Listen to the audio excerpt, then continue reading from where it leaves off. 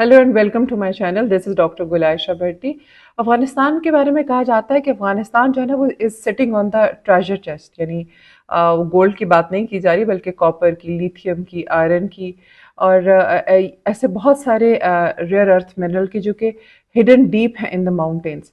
अब अभी रिसेंटली हमने देखना शुरू किया है कि तालिबान गवर्नमेंट जो है उनका बीजिंग के साथ they are getting along very well, जिसमें वो ये कह रहे हैं कि हम इसको एक्सप्लोर करेंगे। चाइना की इसमें स्ट्रेटेजिक फॉर्चून हो सकती है, इसमें अफगानिस्तान के लिए बहुत सारा फ़ायदा है।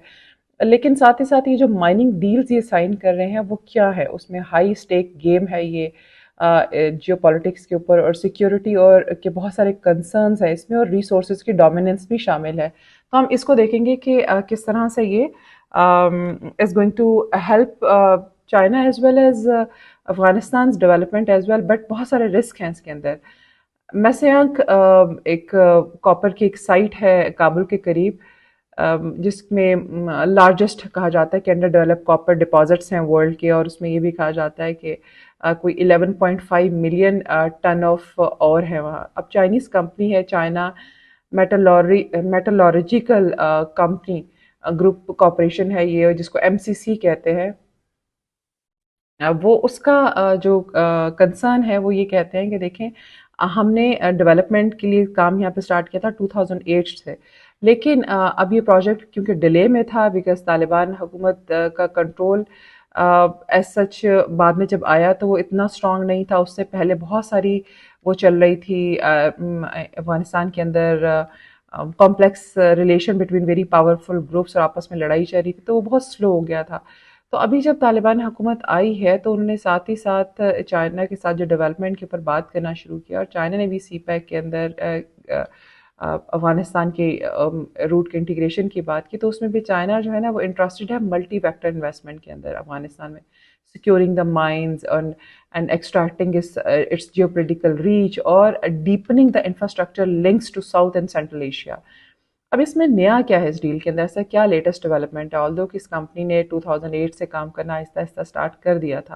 सो एमसीसी कहती है कि देखें, हम जो है ना ये एक सिग्निफिकेंट प्रोग्रेस तो कर रहे हैं मैसयांक के अंदर, जो कि रोड कंस्ट्रक्शन भी हमने उस पर स्टार्ट किया, जो कि ऑलमोस्ट 17 साल के बाद ये कंप्लीट होगी। तो ये प्लान तो ये है कि अंडरग्राउंड माइनिंग की जाए, क्योंकि ये जो शहर है ना ये आर्कियोलॉजिकली बहुत फुल ऑफ हेरिटेज है, स्पेशली बुद्धिस्ट रून्स यहाँ बहुत ज़्यादा, तो वो उसको डिस्ट्रॉय नहीं करना चाहते हैं। तो वो चाह रहे हैं कि अंडरग्राउंड किया जाए ये सारी मिनरल्स को एक्सप्लोर। तो एमसीसी जो है वो ऑलरेडी $430 मिलियन की इन्वेस्टमेंट कर चुकी है। ये एक फुल प्रोजेक्ट कॉस्ट है उसका, जो अराउंड $5 बिलियन का बनता है, और शायद ये फिगर्स और भी ऊपर जाएंगे।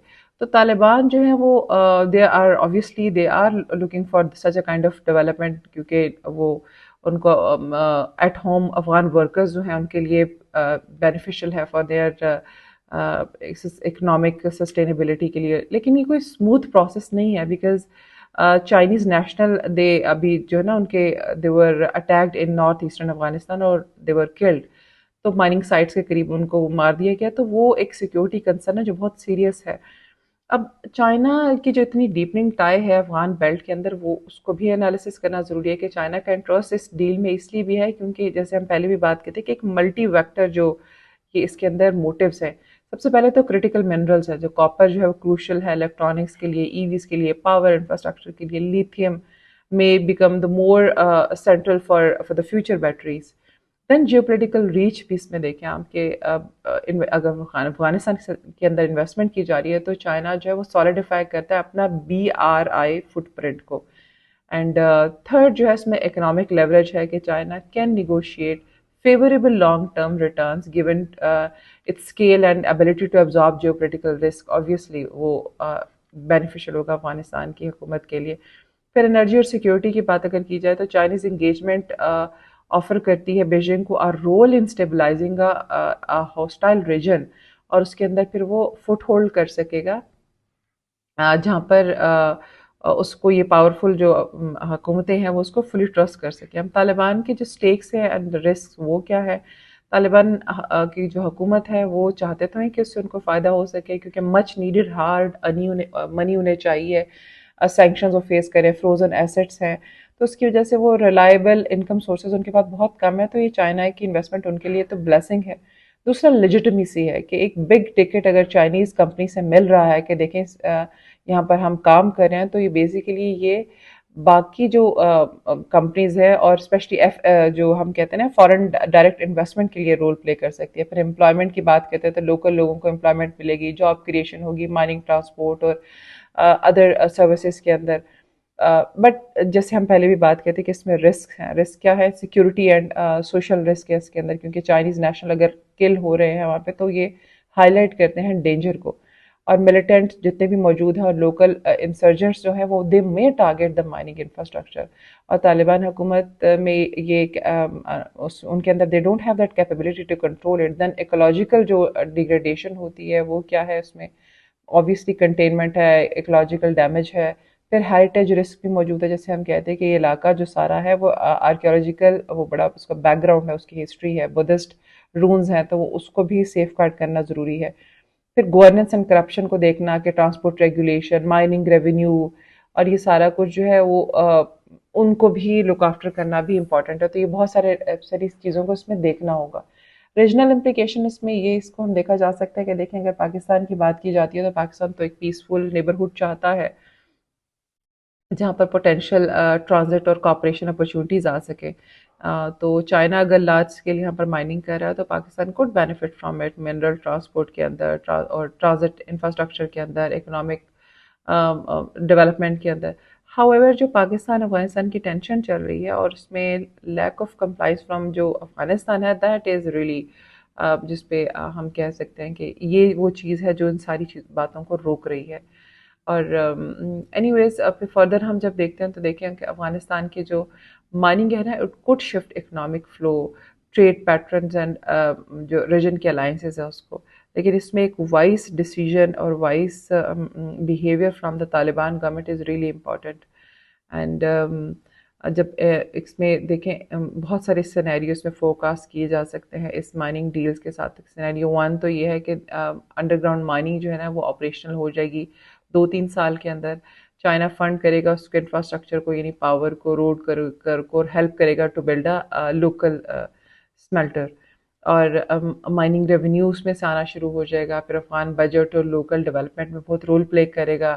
اس کا ریجنل اسپل اوور یہ ہوگا کہ افغان جو ہوں گے نا دے آر ان کی ایکسپورٹ پاکستان اور سینٹرل ایشین کا کوریڈور سے ہوگی۔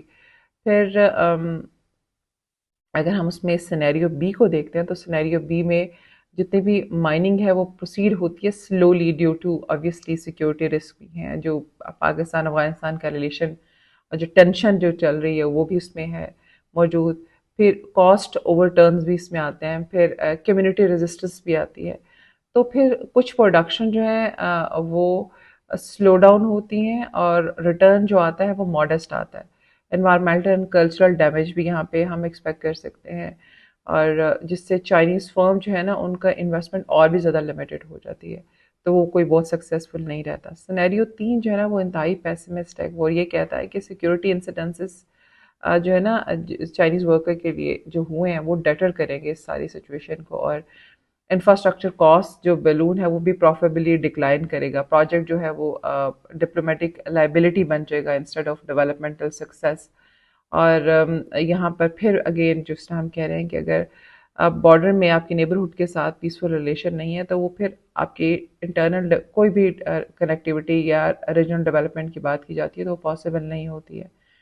تو طالبان گورنمنٹ جو ہے ان کے لیے کیا چیزیں میک شور کرنا ضروری ہے؟ پہلے تو ان کی گارنٹی سیکیورٹی کہ وہ ایک ایسی کوئی Afghanistan Chinese security task force بنائی جائے جو کہ پروجیکٹ مائننگ زون کو، اسٹاف کو، انفراسٹرکچر کو سیکیورٹی دے۔ Then establishment of a transparent mining authority جو مینیج کرے اور کنٹرول کرے ان سارے کانٹیکٹس کو، رائلٹیز کو، انوائرمنٹل پروٹیکشن کو، اور پبلک جو اس میں وہ ہے دیئر انٹرسٹ اس کو بھی۔